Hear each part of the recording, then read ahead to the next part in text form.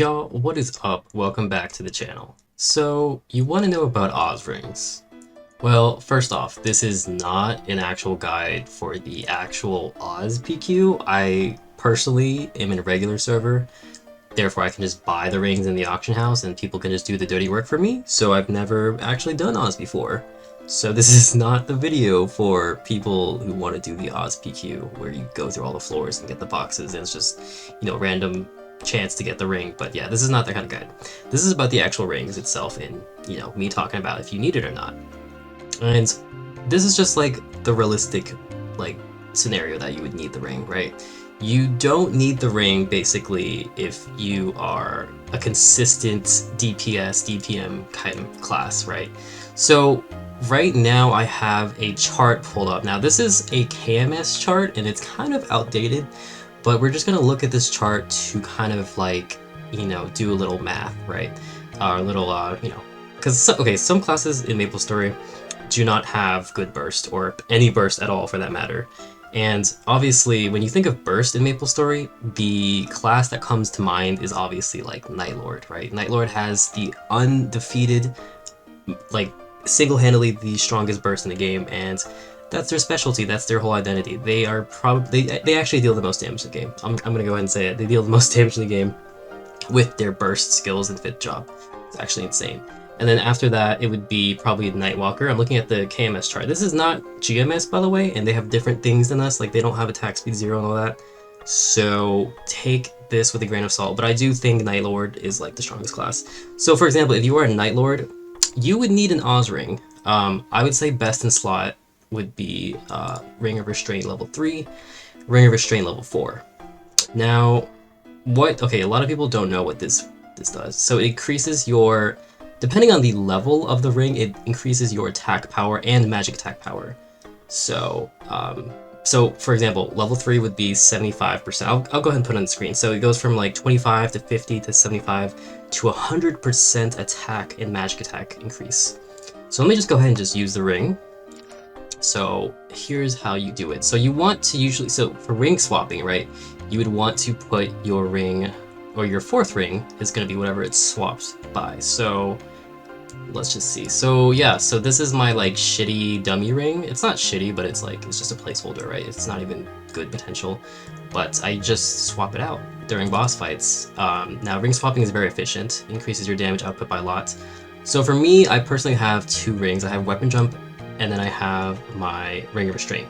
So let's go back to Ring of Restraint, right?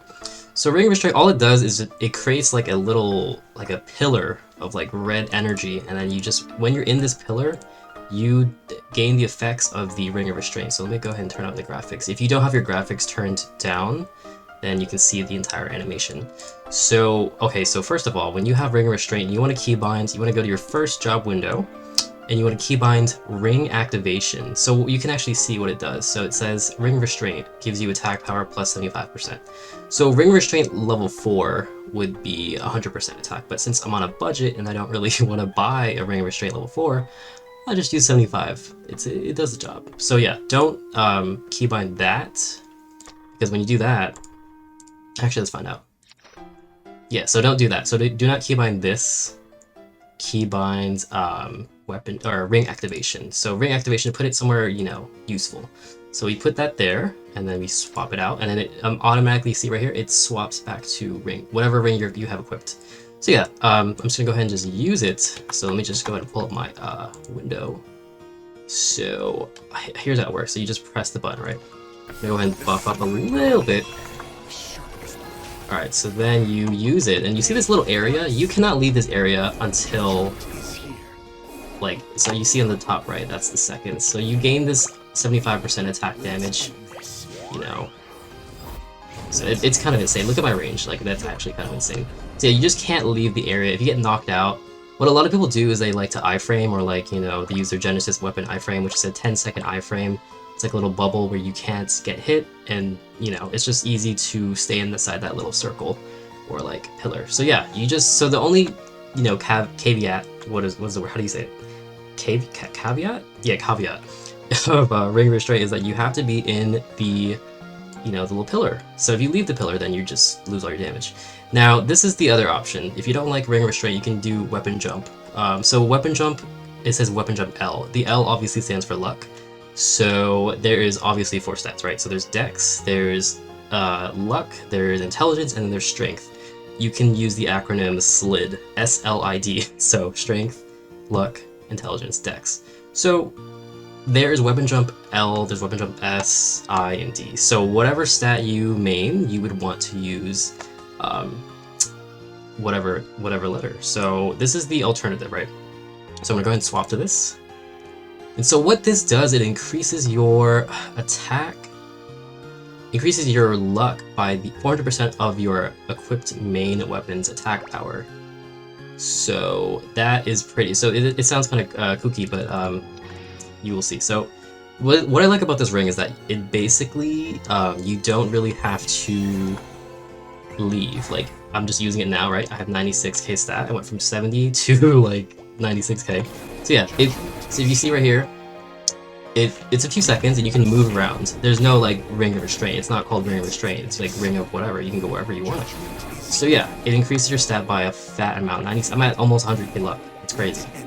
So what people do is actually they use it to fake their stats sometimes. But yeah, I mean my real stat is like 68, 70k. So yeah, I mean I do like this ring a little bit better. So this is the alternative to ring of restraint.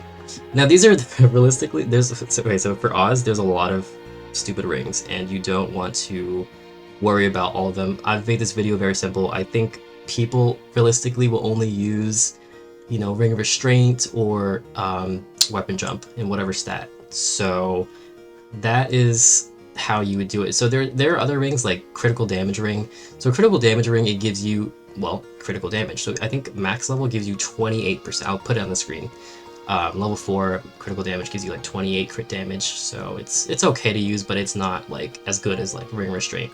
Obviously you've heard this name before, ring restraint, like so many damn times. It's, you know, abbreviated as roar 4. So yeah, that's what it means. Yeah, a lot of the rings are kind of just goofy. Like there's risk taker ring. Where is it? Well, there's also crisis HM. I think, yeah. So let me go ahead and Google this real quick. So crisis HM ring. Thought I had it pulled up, but I did not have it pulled up. So okay, risk taker, or sorry, crisis HM ring gives you a attack power 100%. So it's basically, excuse me, it's basically ring restraint. It gives you 100% attack and magic attack. But you have to activate it by getting your HP and MP low. It increases your attack power temporarily. So yeah, it's kind of, you have to be 5% HP and MP to activate this ring. So it's, you know, it's like this ring is not as valuable because it's just so hard to set up. Ring of Restraint, the only you know, thing is that you have to activate it by just staying in the little pillar. So just, if you don't want to, all of the rings are so stupid, like it's just ring restraint is the best. That is the meta. Weapon jump is also very good. Increases your stat. You saw how much my stat increased and, you know, my range. So, but yeah, just to sum it up, I don't want this video to be too long. Not every class needs it. I think every class can benefit from it. For example, if you are like a wind archer and you're on the bottom of the Roar 4 list, like you can still use it. You can still use it, but I just don't think it's optimal. So don't go around telling people that I told you not to get it, but I really just don't think it's optimal for classes who have more of a consistent damage output versus like Night Lord, you know, off burst, you're considered a wet noodle, you're just a glass cannon type of class. So yeah, just research if your class is a good burst class or not, or just look at the damage charts that I put in the video. And if you are in the middle, then do your research. Do your research. That is all for the video. I'm not going to go too in-depth with this because I don't want it to be too sweaty. But remember, if you're a Night Lord, you need it. If you're a Nightwalker, you need it. You need War 4. You need Weapon Jump. If you're a Wind Archer, you don't really need that kind of damage. Or a Kaiser or Luminous. These classes, they don't really need it. So don't worry about it. You can just use, you know, 4 rings like I do. Like just Kana's Treasure, Superior Golix, Dawn Guardian, Reinforce, Meister Ring, Endless Terror, any kind of ring you can get that's just not the Oz ring. So yeah, I'm just gonna end the video there, and I hope this was helpful to anyone who is, you know, trying to optimize their gear and figure out what's best in slot for them. Thank you guys so much for watching, and leave a comment if I missed anything.